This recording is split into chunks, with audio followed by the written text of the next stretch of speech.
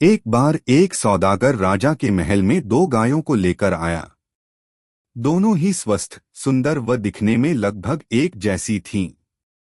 सौदागर ने राजा से कहा, महाराज, ये गायें माँ बेटी हैं, परंतु मुझे यह नहीं पता कि माँ कौन है व बेटी कौन, क्योंकि दोनों में विशेष अंतर नहीं है।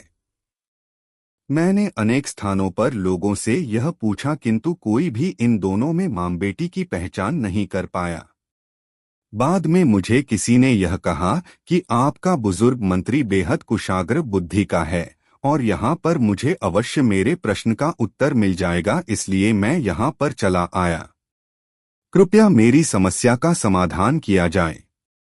यह सुनकर सभी दरबारी मंत्री की ओर देखने लगे। मंत्री अपने स्थान से उठकर गायों की ओर गया। उसने दोनों का बारीकी से निरीक्षण किया, किंतु वह भी नहीं पहचान पाया कि वास्तव में कौन मां है और कौन बेटी है। अब मंत्री बड़ी दुविधा में फंस गया। उसने सौदागर से एक दिन की मोहलत मांगी। घर आने पर वह बेहद परेशान रहा। उसकी पत्नी इस बात को समझ गई। उसने जब मंत्री से परेशानी का कारण पूछा तो उसने सौदागर की बात बता दी।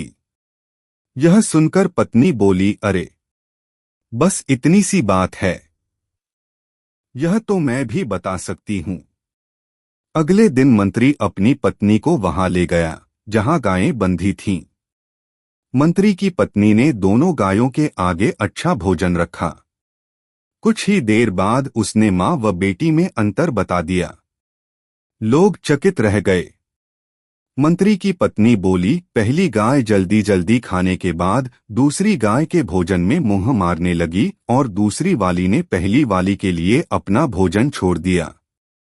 ऐसा केवल एक मां ही कर सकती है, यानी दूसरी वाली मां है। मां ही बच्चे के लिए भूखी रह सकती है। मां में ही त्याग, करुणा, वात्सल्य, ममत्व के गुण विद्यमान होते हैं। इस दुनिया में मां से महान कोई नहीं है। मां के चरणों में भगवान को भी झुकना पड़ता है।